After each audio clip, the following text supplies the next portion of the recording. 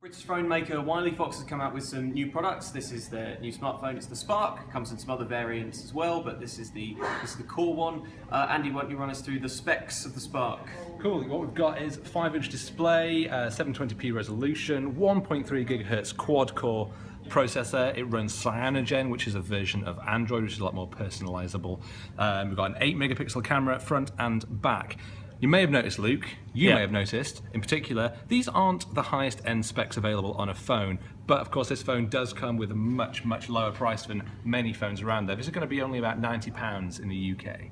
That is really cheap. Very cheap, yeah. The other variants that you mentioned was the Spark Plus, which has got a little bit more storage, and the Spark X, which has got a slightly bigger screen and a higher resolution camera.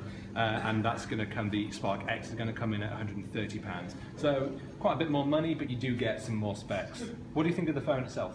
I think it's okay. I mean, you're absolutely right. It's very mid-range. It's not going to set the world on fire. It doesn't really have any new features that it's bringing to the table that you won't get elsewhere. But what it does have is the low price, and that's kind of been the story of smartphones the last few years, right? Just getting cheaper and cheaper and more capable. I'm sure my first impressions are that it would be a sort of straight down the line, basic, capable smartphone for not much money. If all you really want to do is a bit of tweeting, a little bit of Instagramming, then this sort of thing is absolutely fine. If you spend most of your life in WhatsApp, then perfect. If you want to play a lot of hardcore games, if you really want to get into taking some glorious photos on your phone, that's when you need to start paying more money for phones like the iPhone or the Galaxy S7.